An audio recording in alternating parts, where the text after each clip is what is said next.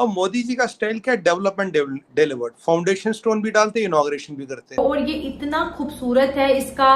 पहले जब हमने 3D इसकी जब डिजाइनिंग देखी थी तब भी बड़ा इम्प्रेसिव लग रहा था, और अब जब ये बन के तैयार हो गया, 28 मई को मोदी जी इसकी इनॉग्रेशन करेंगे, सेरेमनी होगी।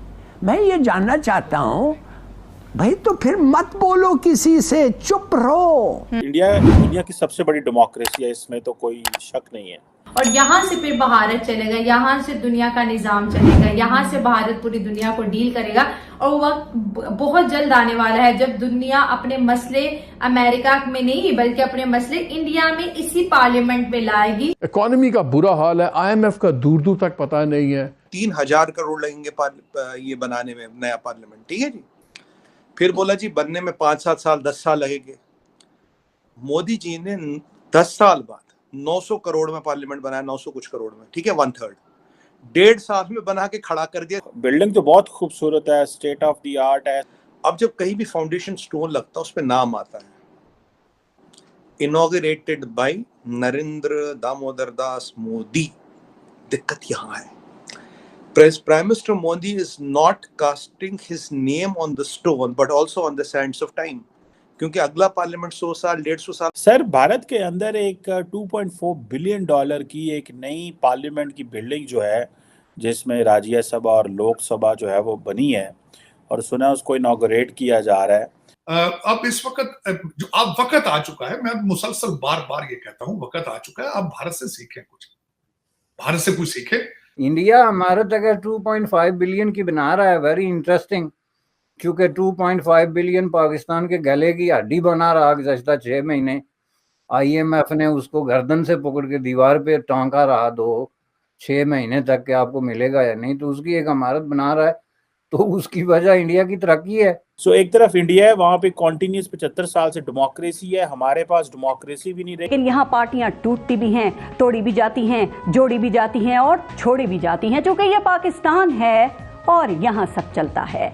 इंडिया को अगर हम देखते हैं तो इंडिया में वो इतने परफेक्टली अपनी कंट्री को चला पाए, और पाकिस्तान जो है उसमें हमेशा से एक प्रॉब्लम और यही देखा गया कि हमारे पॉलिटिशियन से मुल्क नहीं संभला। अंदर इंडिया दुनिया की सबसे बड़ी डेमोक्रेसी है, इसमें तो कोई शक नहीं है। जितनी बड़ी आबादी है, जिस तरह लोग डेमोक्रेसी पे यकीन रखते हैं, इंडिया की जो नई पार्लियामेंट बन रही है, सुनने में आ रहा है कि उसको, वो बिल्डिंग तो बहुत खूबसूरत है, स्टेट ऑफ द आर्ट है, सारा कुछ है, लेकिन उसमें ऑपोजिशन क्यों नहीं आ रही? लोग तो इस तरह की इमारतें जो बनती हैं उनके ऊपर एक नेशनल कंसेंसस होता है, ऑल पार्टीज कंसेंसस होता है, लेकिन ये ऐसा क्या हुआ कि 19 पार्टियों जो हैं उन्होंने कलेक्टिव डिसीजन लिया है कि हमने इसकी जो इनॉग्रेशन में नहीं जाना। ये क्या मसला क्या है? ऐसा क्यों हुआ कि इंडिया तो अफगानिस्तान में भी पार्लियामेंट बनाई, चलो वहाँ तो तालिबान आ गए, लेकिन ये जो आपकी पार्लियामेंट बनी है इसको बाकी लोग क्यों नहीं मानते? क्या वजह है इसकी? देखिए चीमा साहब, शो पे बुलाने के लिए धन्यवाद।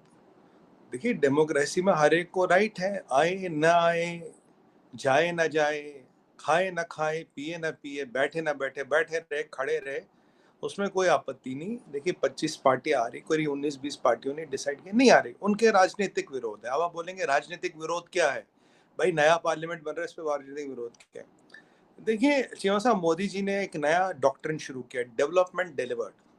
होता क्या था कि हमने बोले जी हम ये कर रहे वो कर रहे, फाउंडेशन स्टोन डाल दी, नींव का पत्थर, ठीक है, अपना बोर्ड लगा दिया वहां पे।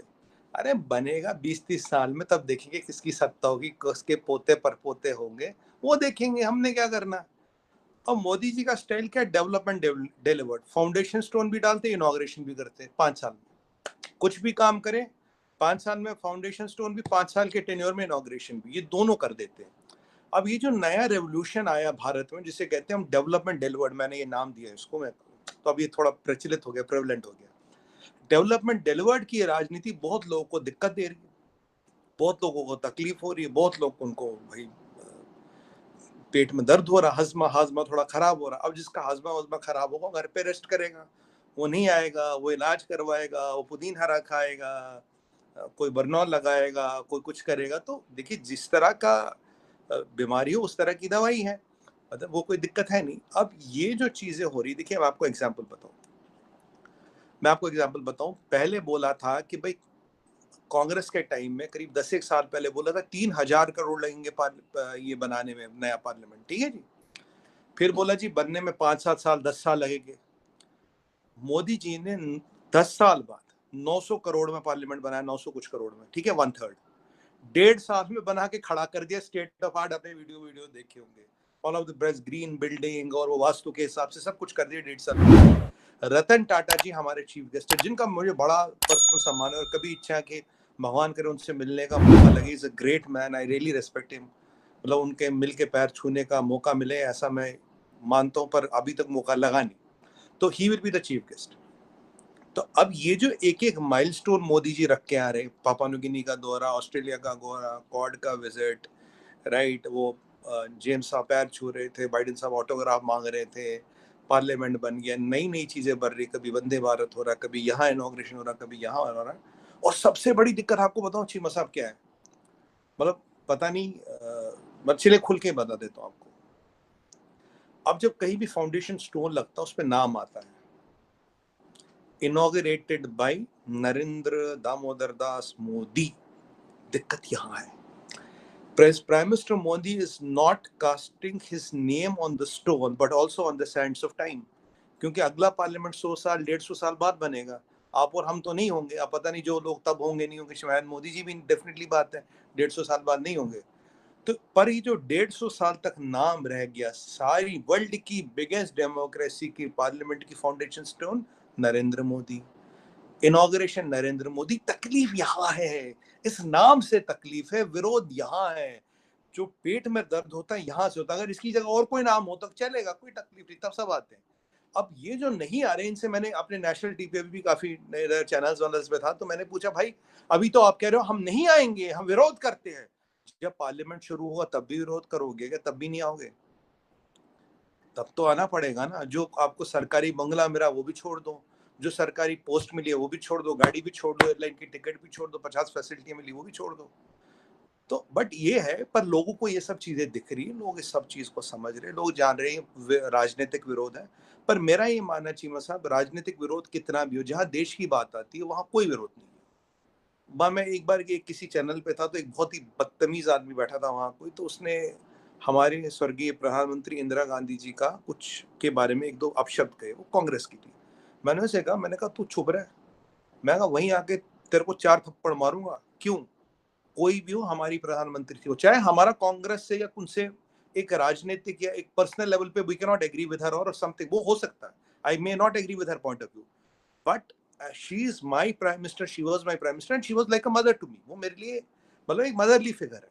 तो तुम उनका अपमान, इंडिया के अंदर ये डिस्कशन चल पड़ी है कि हमें ये जो ब्रिटिश कॉलोनियल एरा की बिल्डिंग्स हैं इनको रिकंस्ट्रक्ट करना है और हमें एक इंडिया को नई एक आइडेंटिटी, एक नई शनाख्त जो है वो देनी है। और जितने भी ये जो नई बिल्डिंग है इसके ऊपर Indian culture, Indian tradition, Indian symbols जो है वो जो है वो इसमें सारा हर जगह पे इस्तेमाल किए गए हैं। तो ये जो मेरा ख्याल है जो पिछली बिल्डिंग थी वो तो पुरानी थी, सारी बात है। तो लेकिन वो कह रहे हैं कि हमें एक नई आइडेंटिटी देनी है। इधर पाकिस्तान में भी मैं बात करना चाहता हूँ पार्लियामेंट के ऊपर और यहाँ पे कैसे चीज़ें हो रही हैं और किस तरह हम इसका इस्तेमाल करते हैं। लेकिन पहले सर, ये जो बात इंडिया में की जा रही है, प्राइम मिनिस्टर मोदी की पॉलिटिक्स के इर्द गिर्द घूमती है कि उनकी गवर्नमेंट को, उनके इस टेन्योर को 10 ईयर्स हो गए हैं और साथ ही साथ वो इंडिया को एक नई आइडेंटिटी देने की कोशिश कर रहे हैं और ये जो कह रहे हैं कि हमें ब्रिटिश इरा की बिल्डिंग्स ही ख़त्म कर देनी है। देखें जी, ये जो आइडिया है इसके लिए मज़ीद तफसीलात की ज़रूरत है कि इनफैक्ट जो है गवर्नमेंट की पॉलिसी क्या है, क्योंकि हमारे यहाँ जो इंडियन सब कॉन्टिनेंट में की बात कर रहा हूँ मैं, इंडिया पाकिस्तान में जो पॉलिटिशियंस हैं ना, वो मोस्ट ऑफ द टाइम बगैर सोचे समझे कोई बात करते रहते हैं और उसकी ना कोई वैल्यू होती है और ना वो बात कहीं ठहरती है। यानी जिसका दूसरा मतलब है कि 50% तो उनकी बातें ऐसे इधर से उधर वाली होती हैं।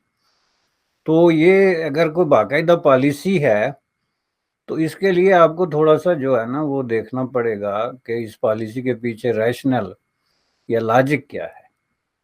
बात यह है कि इंडिया एक पुरानी तहजीब है, इसमें कोई शक नहीं, 5000 साल पुरानी एक तहजीब है, लेकिन वहाँ 5000 साल पुरानी कोई बिल्डिंग्स नहीं हैं।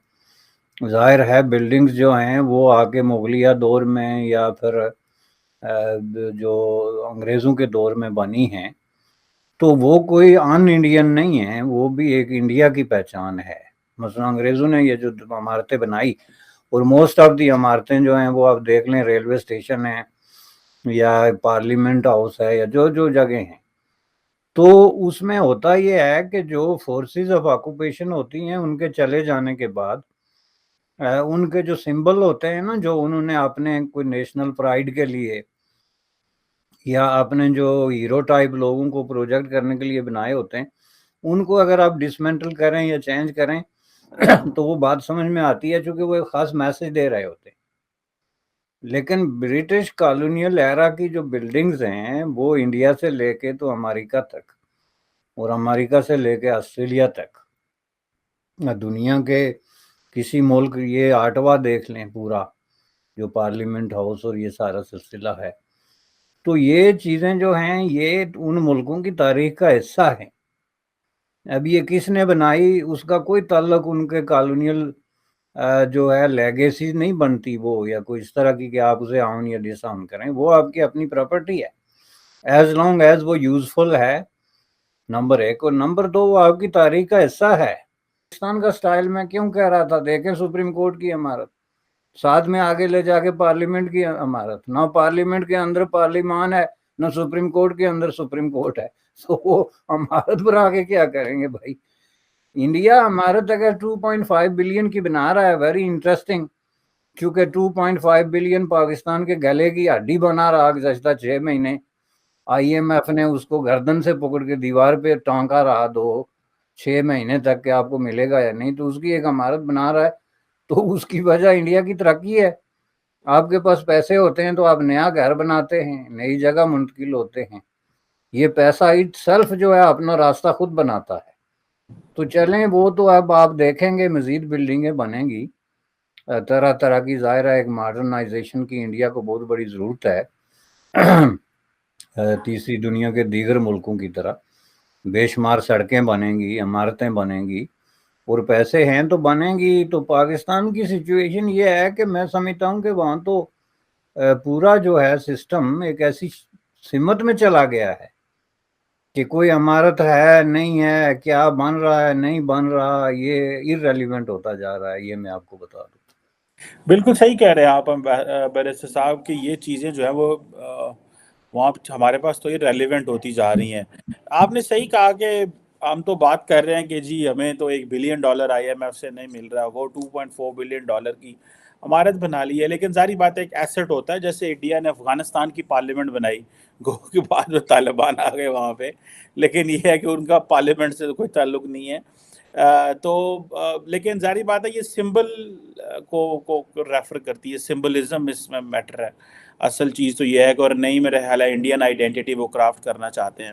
लेकिन बिरसाब आप क्या देखते हैं, एक तरफ तो वो एक नई आइडेंटिटी क्राफ्ट करना चाह रहे हैं and they are proud of that, और हमारे अंदर वो हम एक कॉम्प्लेक्स सिचुएशन में हैं। यहाँ पे आप देखें कि इमरान खान की पार्टी को बैन किया जा रहा है, ये बातें हो रही हैं कि जी वो आज रिपोर्ट आई है, वज़ीर सेहत पाकिस्तान ने कहा है कि इमरान खान जो ड्रग्स करता है और उनकी बॉडी में शराब और कोकेन और पता नहीं क्या क्या आ गया है। हमारी पार्लियामेंट जो है उसमें हमारे सियासतदान पर्टिकुलरली इमरान खान को देख लें तो उन्होंने वहाँ से रिज़ाइन कर दिए, नेशनल असम्बली से भी, प्रोविंशियल असम्बली से भी। सो एक तरफ इंडिया है, वहाँ पे कॉन्टीन्यूस 75 साल से डेमोक्रेसी है, हमारे पास डेमोक्रेसी भी नहीं रही, रिवॉल्विंग डोर डेमोक्रेसी रही। और अगर पार्लियामेंट को मौका मिला भी है 5 साल आपको मुद्दत पूरी करने का, तो पॉलिटिशियन उसको छोड़ के भागते हैं, उसकी अहमियत ख़त्म कर देते हैं। तो ये दो मुल्कों में ये भी तो एक हमारा तजाद है कि हमारे पास पार्लियामेंट है, हम उसका इस्तेमाल नहीं करते, हम उसको वैल्यू नहीं देते।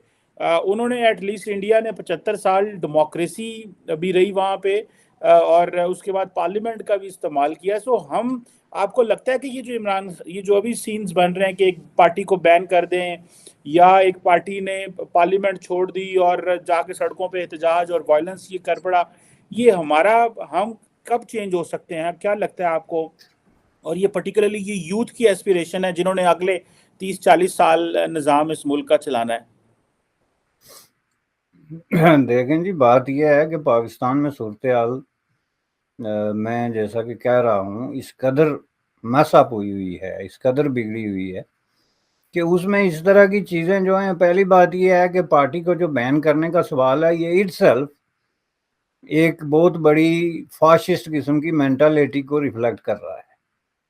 यानी how can you even think about कोई इस तरह की चीज़ के जी हम एक डेमोक्रेसी हैं, सो कॉल्ड हैं जो हैं, लेकिन आपका दावा है कि हैं, और उस डेमोक्रेसी के अंदर एक पॉलिटिकल पार्टी जो है उसको एक जुलूस निकालने की पादाश में, और उस जुलूस की का जो फॉल आउट होता है, जो किसी पार्टी के हाथों भी हो सकता है, यानी इसको पूरी पार्टी करार नहीं दिया जा सकता। मैंने पहले भी कई जगहों पे